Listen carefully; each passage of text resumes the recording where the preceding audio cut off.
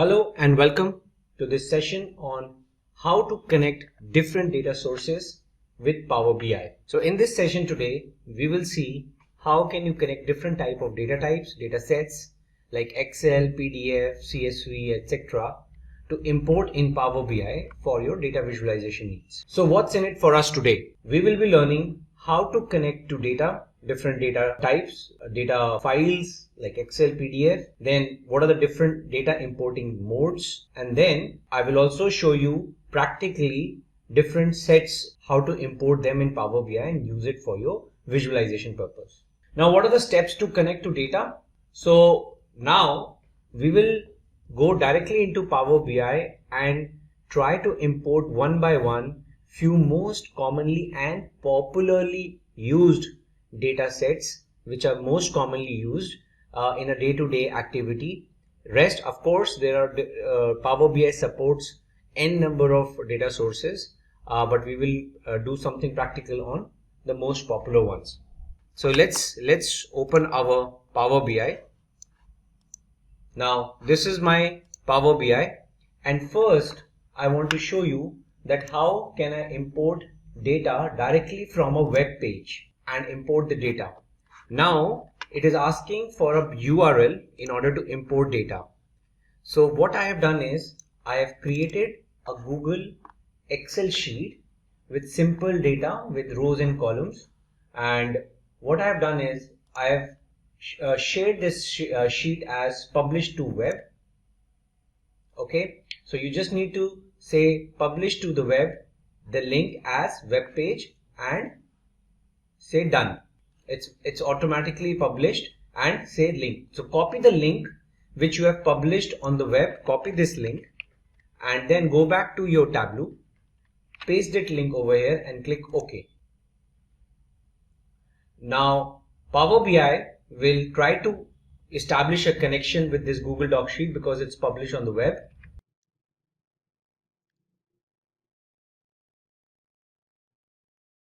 You need to wait for a while it is reading. Okay, now it has read one of the HTML tables, so I'll select this one. Now you can see it is showing me a preview of the table which is there on my Google sheet, right? It has 11 rows, so it has all showed all the 11 rows. So now I can go and transform this data because I can see my headers are there starting from the second row. So there's an opportunity for me to transform the data. So I'll go and transform it so that it looks clean. Okay, so first is I need to remove the first row, which is the null row. Remove the top rows. Okay, and then I need to use the first row now as a header. So you just click this option, use first row as headers. That's it. So now if you see, my row ID, order date, ship date, all my data is now ready. So I can say close and apply. Click apply changes. Now this is an example of web data import. You can go and preview your data. Right? Now the biggest advantage of this data connection is that it's a live data. So for example, I insert another row.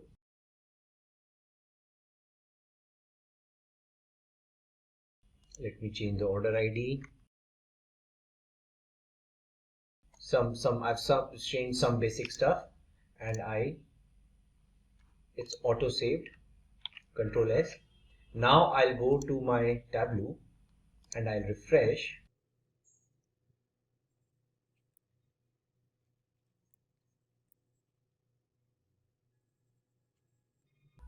Now you can see as I refreshed my Power Query Editor, I clicked refresh all and I got my new row which is there in the live data.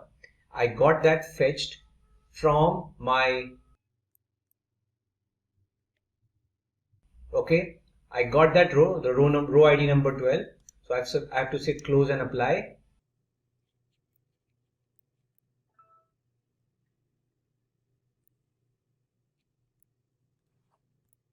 Now you can see the new row, the row number 12 is now available in my new data set, in the data set, because it's a live connection.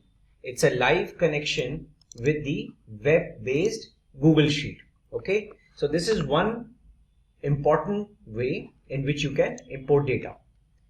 Now let's try to import data from a text file. Now I have already prepared a text file called subcategories.txt. Now let me just open it in a notepad. Now it's a very plain simple file, tab separated file in which you have product subcategory ID, subcategory name and product category key. So basically to which product category this particular subproduct belongs to, right? So what I'm going to do is I'm going to go back to my get data option and I'm going to select text/CSV option and I'm going to select option mod product subcategories.txt. Okay, so now Power BI has identified that it's a tab delimited file, it has recognized the headers, etc. right, and I can now directly load this file. Okay, so now once the data is imported in Power BI, it is like irrelevant to me. It's a composite data import I am doing, right? So in my presentation, when I am talking about importing data, there are different importing modes, right? Data import can happen through different ways. Okay, one is direct query mode, in which I create a live connection to the database, which I'll also show you using MySQL and MS SQL Server. And also you can do a composite mode in which you can have data imported from Excel, plus you can have direct query modes. So you can have multiple modes to connect and create a composite data model, and that's what we are doing right now in our practical. So what we are doing over here is, one, we have imported data from the web. Second, we have imported data from a text table.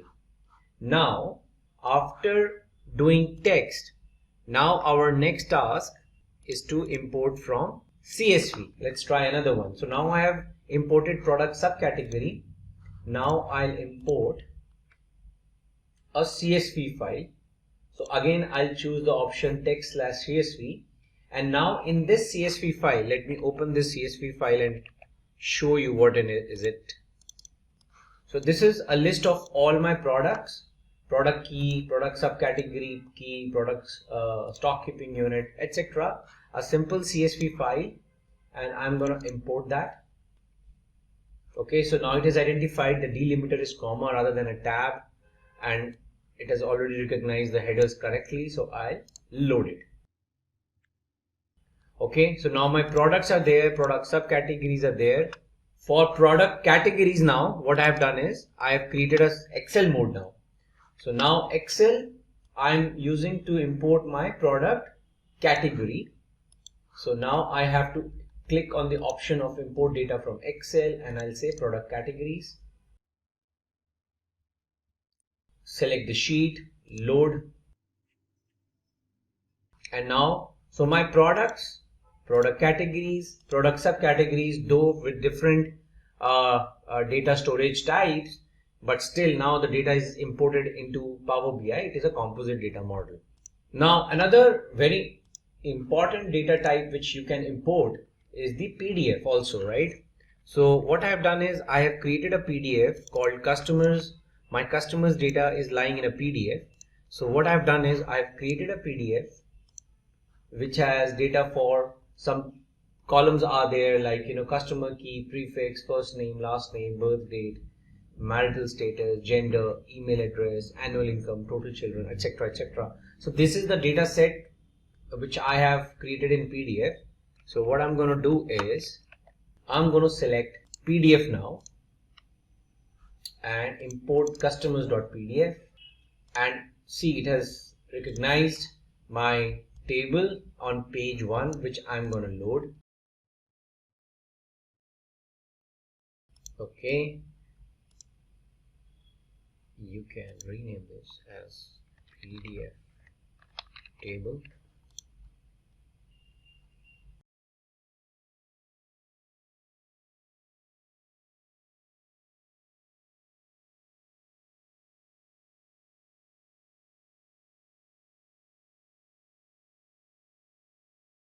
So this basically, these are the different type of data types we have imported: PDF, Excel, text, CSV, and web page. Now let's take a look at another interesting data set which we want to import is the MySQL Server data set.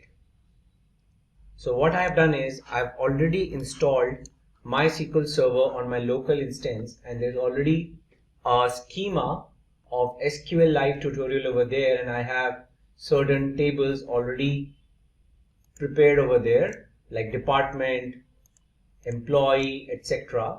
So my goal is now to import this data or create a live connection with this data set. Now in order to import my SQL database connection in Power BI, you need to first download a connector, MySQL Power BI connector. So you need to go to this link and then click on download and install the MySQL connector. Based on the operating system you have, you click on download and install it. After you have done this, go back to Power BI and then give the IP address of the database. In my case, it's there in this local machine, and the schema which I want to import is SQLite tutorial. So I'll give the name,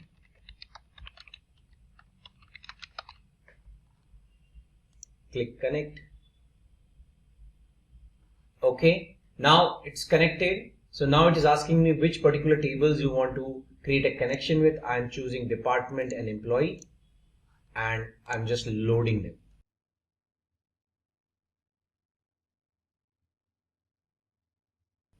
Okay, so now this is the exact data which is there in the employee and department in MySQL. Okay, so this is one example of how to create connectivity between Power BI and MySQL. Now I want to do the same thing using SQL Server, Microsoft SQL Server. So I have also installed Microsoft SQL Server on my machine, and I have used the SQL Express. So this is the name of my server, so which I'll copy the server name and go to get data, select SQL Server, and for now database is optional. I can say direct query, click OK. Okay, now it is showing me what all tables I can import. So in my SQL Server tutorial, in my SQL Server, I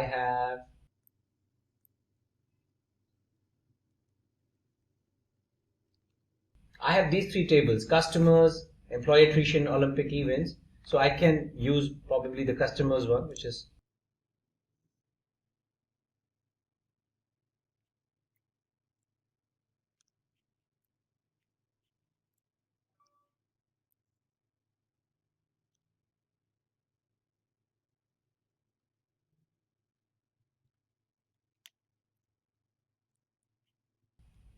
now you can see this is the data, the customers data, which is lying in my SQL Server. Okay, so I can preview it and load it.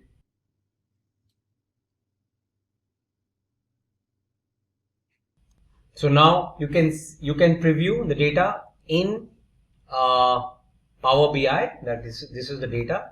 So I can rename as customers from MS SQL, and this is from MySQL, and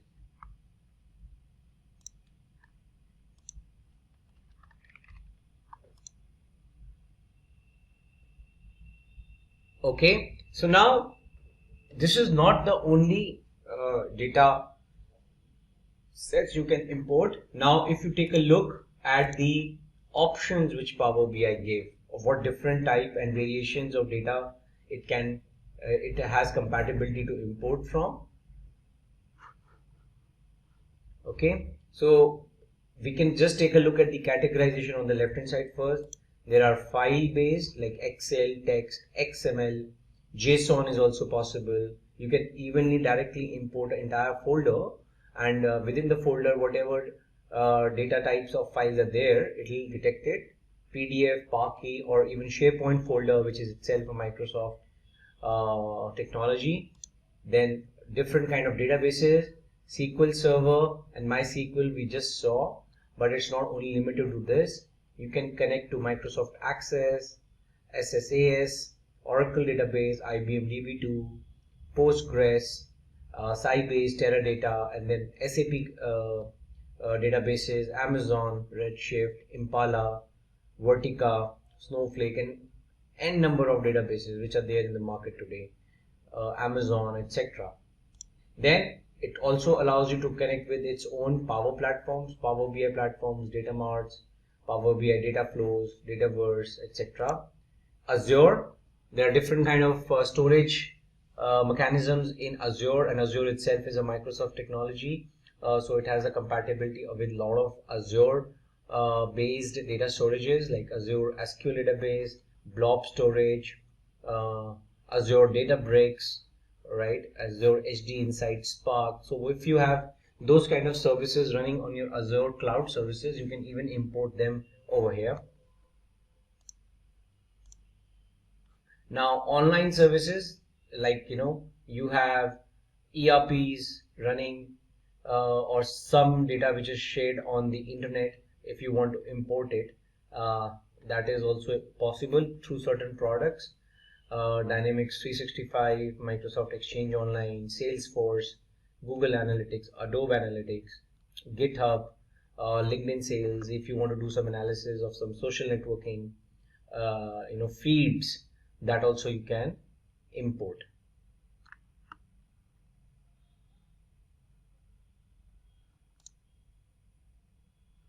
Then other miscellaneous are also there, web-based, Hive, R script, Python script, if there's something to import, get data from.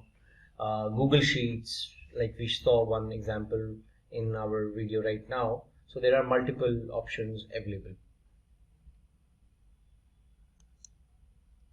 Now, once you have imported the data which is relevant to you, in our subsequent sessions, we will see how to create relationships, but just giving you a glimpse that whatever data you are importing, Power BI auto detects certain relationships and it will create for you, but then you can go and manually also change. So this is the composite data model which is getting created in the backend while you are importing the data. You can easily go and manage these relationships, either keep them as is, you can delete and create new ones manually. So there is no limitation in that.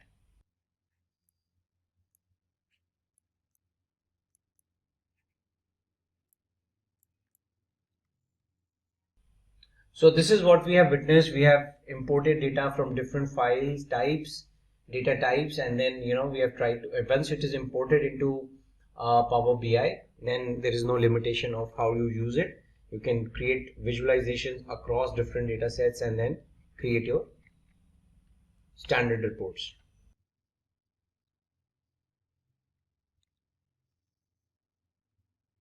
So this is the example of importing data from web, importing data from a database, from a PDF, and then once you have data, you can shape and combine data. You can basically do whatever transformation you want to do. You want to make joins, merge the data. So for example, if we go back to our Power BI, and if I go back to my transform data section, now as I have now different data sets available with me, I can do any kind of operation transformation on the data, right?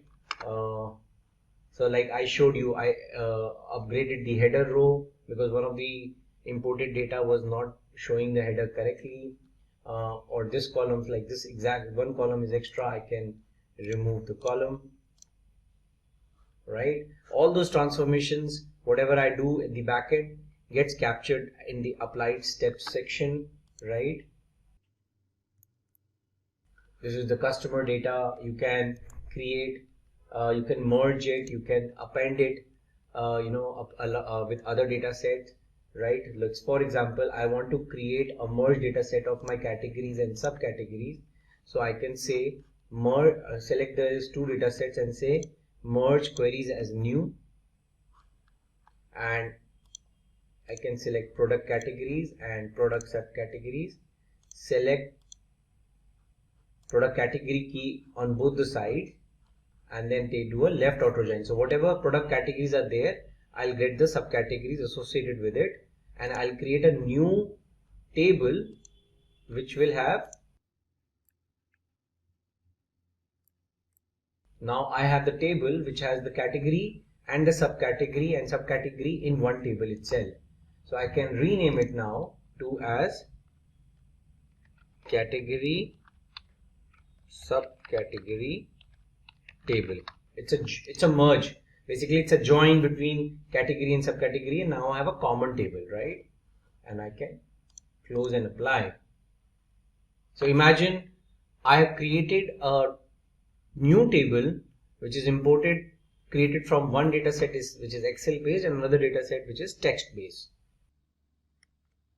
See this category subcategory table. So now I can use it the way I want in my visualization reports.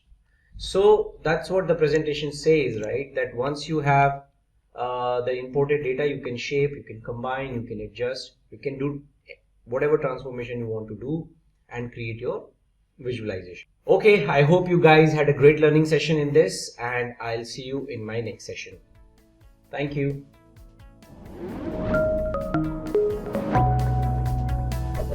Hi there, if you like this video, subscribe to the Simplilearn YouTube channel and click here to watch similar videos. To nerd up and get certified, click here.